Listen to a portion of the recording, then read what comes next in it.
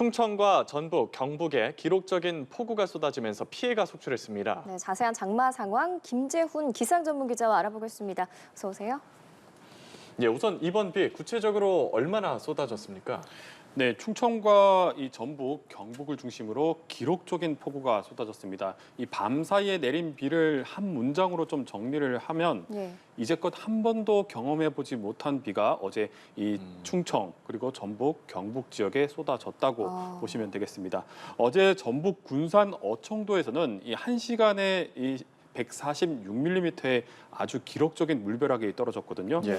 2022년에 많은 분들이 기억하실 텐데 이 서울 강남권에 이 극한호우가 쏟아졌을 때 이 시간당 강수량이 141mm였습니다. 그러니까 어제 군산 지역에 내린 비가 그때 당시보다 더 강한 비가 쏟아졌다고 보시면 되겠습니다. 이 예. 통계적으로 좀 계산을 해보면 200년에 한 번 내릴 법한 이 폭우가 어제 밤 사이에 쏟아졌다고 보시면 되겠습니다. 이 전북 익산 함나 지역에서도 시간당 100mm가 넘는 비가 쏟아졌고요. 그리고 충남 금산 지역에서도 이 시간당 74mm의 아주 강한 비가 관측이 됐습니다. 오늘까지 이제 전북 익산에는 306mm의 비가 내렸고 이 충남 부여에서는 290mm가 넘는 비가 관측이 됐습니다. 군산에서도 264mm의 비가 기록이 됐는데요. 사실 이제 어제 비가 내리기 시작한 시간이 어젯밤 11시경부터거든요. 예. 그러니까 거의 주무실 8시간 사이에 300mm에 가까운 비가 한꺼번에 쏟아졌다고 보시면 됩니다. 그래서 이제 지금 충청과 이제 전북, 경북 지역은 이 8일과 9일에도 상당히 많은 비가 쏟아진 지역입니다. 그래서 지금까지의 관측된 강수량을 좀 누적 강수량을 합산을 해보면 한 300mm에서 400mm가 넘는 지역들이 있거든요. 그런데 이제 남부 지방의 장마철 평균 강수량이 350mm에서 60mm 정도 되니까 네. 이 장마철 내내 내릴 비가 이 사흘 사이에 집중적으로 쏟아졌다. 이렇게 생각을 하시면 되겠습니다. 네, 한 번도 경험해보지 못한 비라고 하셨는데 현재 장마비 상황은 어떻고 앞으로 전망은 어떤가요? 네, 지금은 이제 빗줄기가 많이 가늘어졌습니다. 이 기록적인 폭우를 뿌렸던 이 강한 비구름대가 현재는 이제 동해상으로 빠져나갔는데요. 지금 이제 저기압 후면에서 발달하는 이 상대적으로 약한 비구름대가 내륙을 지나갈 것으로 예상이 되고 있습니다. 충청과 남부를 중심으로 5에서 한 30mm의 비가 내리겠고요. 일부 남해안 지역에서는 한 60mm의 비가 더 내릴 것으로 예상이 되고 있습니다. 지금 강수 상황만 보면 뭐 좀 큰 고비는 넘어갔다 뭐 이렇게 좀 볼 수가 있는데요. 네. 하지만 이제 워낙에 기록적인 폭우가 쏟아졌기 때문에 이 하천의 이 수위가 계속해서 지금 올라가고 있습니다. 특히 이제 주요 댐들이 이 방류를 본격적으로 시작을 했기 때문에 하천 수위가 올라가는 속도가 상당히 빠르게 올라가고 있거든요. 예. 그래서 지금 충청권을 중심으로 홍수 경보가 발효가 된 곳이 상당히 많고요. 그리고 이제 낙동강 유역에서도 계속해서 이 홍수특보가 발효가 되고 있습니다. 지금 홍수 위험이 상당히 커져 있는 상황이기 때문에 앞으로 이제 추가적으로 대피 명령이나 대피령 같은 것들이 좀 내려질 수가 있습니다. 그래서 이 하천 주변에 있는 저지대 지역에 계시는 분들은 이런 홍수 상황을 좀 계속해서 파악을 하셔야 되겠습니다. 예. 이번 장마 얘기를 할 때 당초에 수도권에 내릴 걸로 예상이 됐던 폭우였는데 이 폭우가 왜 충청 남부 지방으로 집중이 됐습니까? 네, 당초 이제 기상청 예보 시나리오는요, 이 저기압에 이 동반된 비구름의 중심부가 이 수도권으로 들어와서 수도권을 관통한 뒤에 이 강원도 쪽으로 빠져나갈 것으로 예상을 했습니다. 예. 그런데 이제 저기압이 이 북쪽의 찬 공기에 눌리면서 이 수도권으로 들어와야 할 이 저기압의 중심부가 충청권으로 바로 들어갔거든요. 그래서 이제 북쪽의 찬 공기에 저기압이 눌려버리는 바람에 이 많은 비구름들이 이 충청권과 전북 쪽으로 더 압축돼서 들어갔다고 보시면 되겠습니다. 그래서 이제 수도권에 넓게 퍼졌어야 할 비구름들이 충청과 전북 지역으로 들어가다 보니까 더 집중적으로 비가 쏟아졌다고 보시면 되겠고요. 그리고 이제 저기압이 이제 좀 눌리다 보니까 이 남쪽에 있는 아열대 고기압과 이 간격이 좁아졌습니다. 이 저기압은 반시계 방향으로 회전을 하고요. 그리고 이제 고기압은 시계 방향으로 회전을 하는데 그렇게 이 저기압과 고기압이 가까워지면 이 두 기압계가 맞물리는 지점이 생기죠. 예. 이 맞물리는 지점에서는 아주 강한 바람대, 이 하층 제트라고 불리는 강한 바람대가 형성이 됩니다. 이 하층에 있는 제트기류처럼 아주 강한 바람대를 따라서 수증기가 굉장히 다량으로 공급이 됐고요. 예. 그리고 비구름 중심부는 이제 내려온 상황에서 남쪽에서는 아주 강한 수증기가 몰려들다 보니까 비구름이 훨씬 더 폭발적으로 발달을 할 수 있게 된 겁니다. 당초 이제 서울은 많은 비가 예상이 됐었는데 이 비구름이 비껴가면서 오늘 오전 10시부터는 이 서울과 경기 북부 지역에는 폭염주의보가 발령이 됐습니다. 그 예보와 다르게 이 폭우 대신에 이 폭염이 나타나고 있습니다. 예, 그 말씀하신 북쪽 찬 공기에 눌리는 상황까지는 현실적으로 좀 예측하기가 어려웠던 상황인가요? 네, 뭐 지금 큰 상황을 봤을 때는 올여름 이제 예측이 상당히 어려운 해 중에 하나인데요.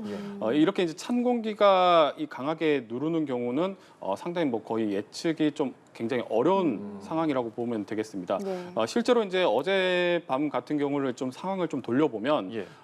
서해상으로 비구름이 올라왔을 때 이 저기압이 올라왔을 때 뭐 거의 한 100km 정도 남았을 때 그대로 비구름이 수도권으로 들어올 것으로 기상청은 예상을 했거든요. 네. 그래서 이제 어젯밤 8시 상황에는 이 서울과 수도권에 호우주의보까지도 내렸습니다. 예. 그런데 이제 거의 코앞까지 왔던 이 저기압이 이 찬 공기에 눌리면서 이 충청권으로 들어간 거거든요. 이런 상황은 좀 예측이 좀 어려운 부분이긴 하지만 네. 그래도 이제 어떤 단기적인 경험과 이런 것을 좀 활용을 해서 좀 충청권에 선제적으로 또 호우특보를 더 빠르게 내렸으면 하는 아쉬움은 있습니다. 네. 근데 이번 비가 밤낮을 아는 건지 특히 밤에 많이 내렸잖아요. 이런 야행성 폭우의 원인은 뭔가요? 네, 올해 장맛비가 이제 또 야행성 폭우가 또 하나의 큰 네. 특징입니다. 예. 보통 이제 야행성 폭우가 만들어지는 원리는 이 낮 같은 경우에는 햇볕에 의한 일사가 이제 되면서 지면과 이 대기 상층이 동시에 달궈지거든요. 그런데 이제 밤이 되면 해가 지고 나면 낮에는 이제 지면 같은 경우에는 천천히 이제 식게 되는데 공기는 이제 비열이 낮기 때문에 굉장히 빠르게 식습니다. 네. 그래서 이제 지면과 이 상층의 공기 간의 온도 차이가 생기게 되고요. 그리고 이 온도 차이로 인해서 대기가 상당히 불안정해지면서 비구름이 훨씬 더 야간에 빠르게 발달을 할 수 있는 조건이 되게 됩니다. 그리고 이제 지면 같은 경우는 낮 동안에는 이제 열기가 쌓여지다 보니까 지면에서 생기는 난류들이 있습니다. 이 난류들이 수증기가 들어오는 길을 좀 방해를 하거든요. 하지만 이제 밤이 되면 지면이 식으면서 이 난류도 줄어들게 됩니다. 그래서 밤에는 이 수증기가 들어오는 양이 훨씬 더 많아집니다. 그래서 일종의 밤에는 이 수증기의 어떤 통로, 수증기의 고속도로가 비구름으로 만들어진다. 이렇게 좀 생각을 하시면 되겠습니다. 이번에도 이제 가장 많이 비가 쏟아진 지역, 쏟아진 시간대를 보면 이 새벽 시간대였거든요. 네. 그래서 대비가 굉장히 취약한 시간에 기록적인 폭우가 쏟아지면서 훨씬 더 피해를 키운 것으로 이 분석이 되고 있습니다. 예. 매년 여름이면 사실 늘 찾아오는 장마였는데 양상이 좀 많이 바뀐 것 같거든요. 왜 그런 건가요? 네, 이제 기후 변화를 떼놓고는 좀 장마도 설명이 어렵습니다. 네. 이제 통계에서도 확실히 나타나고 있는데요. 보통 이제 우리가 시간당 30mm 이상이면 이 집중호우라고 분류를 하거든요. 그런데 이제 과거부터 쭉 통계를 봤을 때 이 시간당 30mm의 집중호우 빈도는 이 최근 10년 사이에만 20%가 늘었습니다. 그리고 이제 지난해부터 이제 개념이 도입된 극한호우. 그러니까 극한호우는 시간당 강수량이 72mm를 넘거나 네. 아니면 1시간에 50mm, 3시간에 누적 강수량이 90mm를 넘을 때 극한호우라고 부르는데요. 네. 이 극한호우도 이 최근 10년 사이에 한 8.5%가 늘어난 것으로 파악이 되고 있습니다. 이 장마전선을 이제 설명을 할 때 이 북쪽 찬 기단과 남쪽 따뜻한 기단, 그러니까 서로 성질이 다른 이 공기의 힘겨루기로 표현을 하는데요. 네. 이 최근에 이제 한반도 주변을 좀 살펴보면 남쪽에는 이제 바다가 굉장히 더 뜨거워지면서 기후 변화로 이 남쪽의 바다 수온이 오르면서 이 남쪽으로 대표되는 아열대 기단의 세력이 상당히 크게 상당히 강하게 나타나고 있습니다.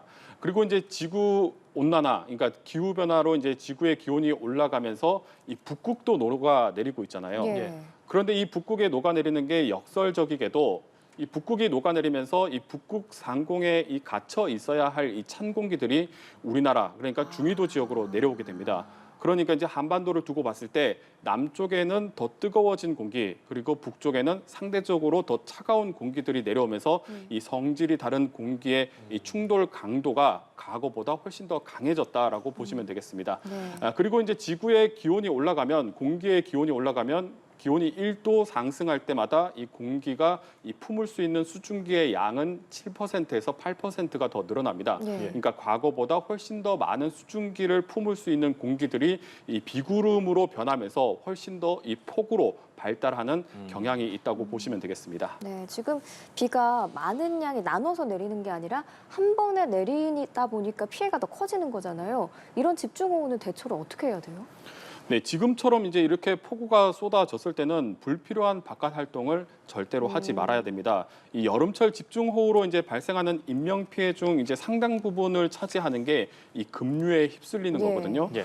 그래서 이제 특히 농촌 같은 곳에서는 이 논의 물꼬를 점검한다거나 이 하천 주변을 살피시다가 이제 이 급류에 휩쓸려서 인명 피해로 이어지는 경우가 상당히 많습니다. 그리고 이제 또 특히 2년 전에 이 태풍 흰남노 때를 보면 지하 주차장에 이 차를 빼러 가다가 큰 인명 피해가 발생을 했거든요. 그래서 이렇게 많은 비가 내릴 때는 이 최대한 안전한 실내에 머물면서 이 시시각각으로 변하는 기상 상황을 계속해서 꾸준히 파악을 하시고 대응을 하시는 게 가장 중요하겠고요. 그리고 이제 저지대나 이제 반지하 주택에 계신 분들은 상당히 좀 많이 불안하실 네. 겁니다. 그래서 지금 많이 재난 방송을 보고 계실 텐데 만약에 이제 침수가 시작되면 즉각적으로 대피를 하셔야 됩니다. 이 물이 무릎까지 차기 전에 이 대피를 해야 대피를 할 수가 있는데요. 만약에 이제 물이 무릎 위로 차오르면 예. 이 물의 저항 때문에 이 대피하는데 상당히 어렵습니다. 네. 물이 차오르는 속도가 더 빠를 수가 있기 때문에 물이 무릎까지 차오르기 전에 반드시 대피를 하셔야 되겠고, 예. 그리고 이제 구명조끼나 이 튜브 같은 것을 미리 좀 준비해 두시면 이렇게 하는 상황에서 이 비상 상황에서는 큰 도움을 받을 수가 있습니다. 예, 예. 지금 비가 계속되고 있고 또 피해도 잇따르고 있습니다. 특히 하천 지역 저지대 또 하천 지역이나 저지대에 계신 분들 관련 보도 주의 깊게 들으셔야겠습니다. 지금까지 장마 상황 김재훈 기상 전문 기자와 함께했습니다. 고맙습니다.